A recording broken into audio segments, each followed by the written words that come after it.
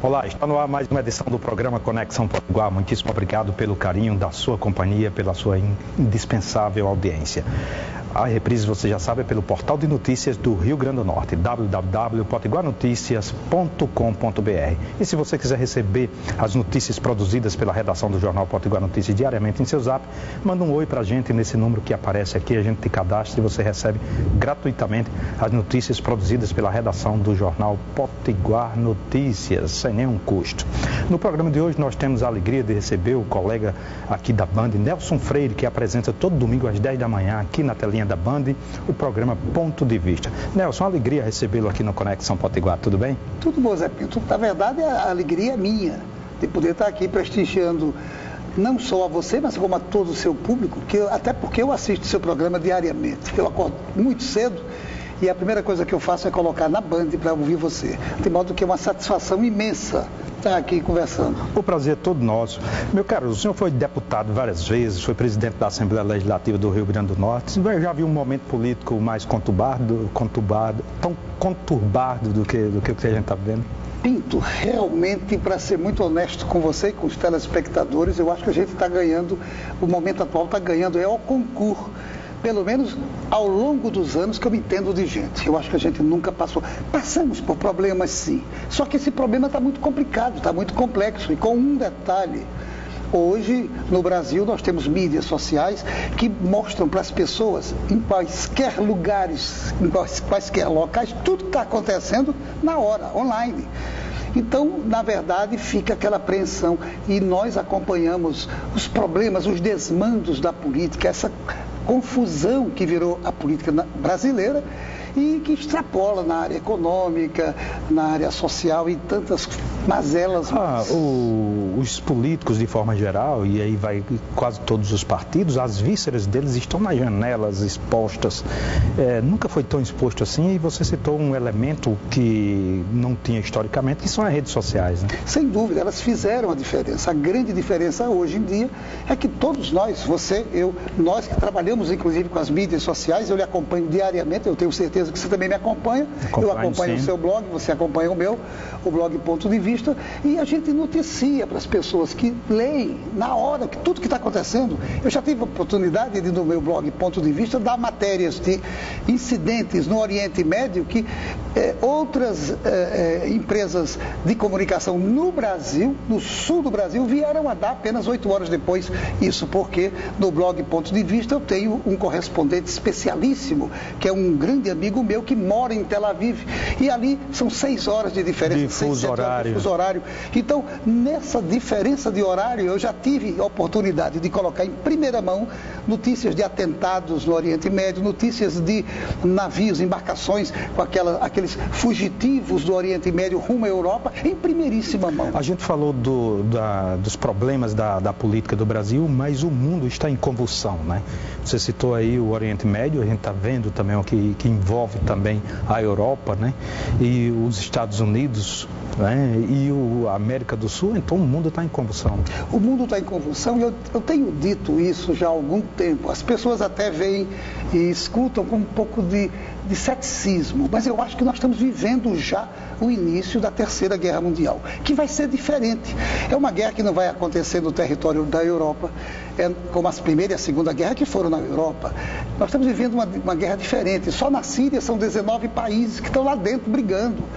E nós estamos vendo aí, de fato, uma coisa que é real, que é o terror se espalhando, se alastrando no mundo todo, atingindo não só a Europa, mas atingindo outros países de outros continentes.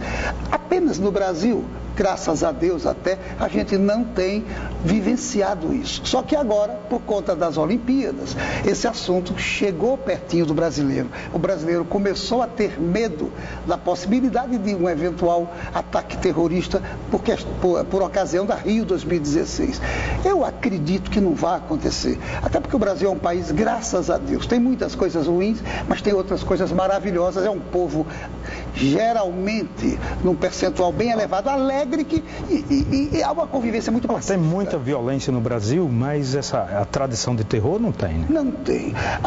Os nossos problemas são outros, são diferentes. Outros, de desigualdade social, de violência, que são históricos. Problemas históricos não resolvidos no que diz respeito, né, a políticas públicas. Isso existe, né? De excesso de violência, excesso de ausência do Estado em determinados locais, onde as leis são à margem do Estado. Isso existe, né? Existe, Pinto. E o pior de tudo é que você falou em lei, todas as leis capazes de resolver os problemas do Brasil, todas já foram feitas. O problema é que umas não são utilizadas e outras são utilizadas em excesso. E aí cria um desequilíbrio. Na verdade, os nossos problemas são mais de origem de falta de planejamento e, por conseguinte, falta, como você falou, de políticas públicas reais. Eu acho que ao Estado caberia poucas coisas para ser feitas na área da saúde, na área da educação, na área da segurança pública, que está totalmente fora do contexto dos governos, principalmente do governo federal, e a reboque dessas coisas, mais duas questões que eu acho que são fundamentais, a questão da habitação e de infraestrutura. Se o governo, como um todo, se o Estado brasileiro passasse a se importar com essas 5 coisas, eu acho que a gente mudaria bastante isso, considerando educação em primeiríssimo plano. Nisso a gente está muito atrasado se comparar vários países, não somente da Europa, aqui da América do Sul mesmo. Se a gente comparar o Chile, nós estamos muito atrás, né? Sem dúvida. Os tigres asiáticos são um grande exemplo. Há 40, 50 anos atrás, eles se reuniram e resolveram virar países desenvolvidos. O que é que eles fizeram? Todos se reuniram e disseram: vamos eleger uma prioridade. E qual foi a prioridade que eles elegeram? Educação. 40 anos depois, 50 anos depois, os tigres asiáticos são países respeitados economicamente, socialmente, principalmente são geradores de riquezas. Então, falta ao Brasil apenas isso. É porque o Brasil é grande, o Brasil realmente é um país gigante pela própria natureza, é um país bacana, e as pessoas sempre ficam achando que pode ser amanhã. Amanhã pode ser resolvido os problemas. Tem até uma história de que éramos o país do futuro, né? Mas hoje éramos jovens, estamos ficando, né, já não tão jovens. Então está na hora de resolver, né, Nelson? Está na hora de fato, o Brasil ser o país do presente. Vai, obviamente, carecer de muitas atitudes da sociedade civil, de nós, inclusive nós jornalistas, levando para as pessoas esses nossos pontos de vista, para que, de fato, o povo, a população, que tem a maior arma que é possível imaginar numa democracia, que é o voto, para de fato buscar, escolher bem as pessoas que têm propostas reais, que ataquem essas coisas. E cobrar depois, né? Tem gente que vota e esquece que votou, né? É verdade. Nelson Freire, queria agradecer a sua presença aqui no Conexão Potiguar e recomendar a todos os amigos aqui do Conexão Potiguar, todos os domingos às 10 da manhã, liga na Band e acompanha o ponto de vista do Nelson Freire, aqui eu passo o Jornal Potiguar Notícias, que está nas melhores marcas. Muito obrigado, meu caro. Muito obrigado a você e parabéns ao telespectador que todas as manhãs assiste o seu programa. Muitíssimo obrigado, Nelson Freire, muitíssimo obrigado, caríssimo telespectador. Um forte abraço e até mais.